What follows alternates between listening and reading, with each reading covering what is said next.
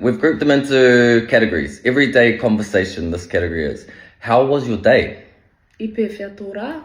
I pewhia, or I pewhia te rā, or how was your weekend? I pewhia te weekend, I pewhia te mutunga o te wiki.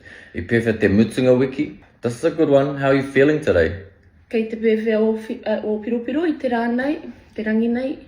Kei te pewhia koe Kei te pewhia i koe. te rangi nei. Pewhia ana koe. E pewhia ana koe i te rā nei. Pewhia ana ngā piropiro. Pewhia ana ngā piropiro. Piropiro, feelings, emotions, just like Mood. Are you okay?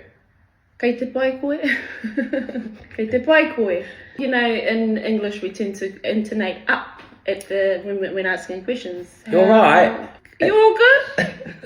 In te reo, we want to go, Kei te pai koe. kei te pai koe. Kei te ora koe. Ai.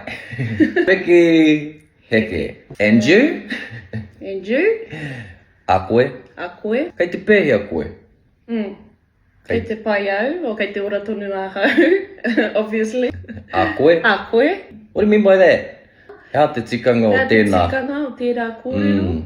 I'd say like in, how te tikanga o tēnā? No way, Jose.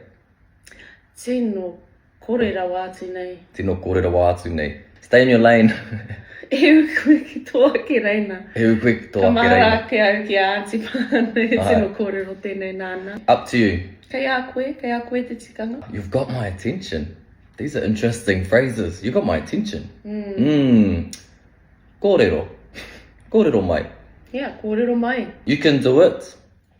You could say ka tae e koe, which can be used in some contexts. Like it's achievable. It's possible. Ka tae e koe. I appreciate you. This is interesting. This is a real English like phrase. And this is something we've got to be mindful of. Like The tikanga that's associated with language and the way that we actually socially connect and express ourselves. we don't want to always just translate the phrases, but find something that means the same thing. Yeah.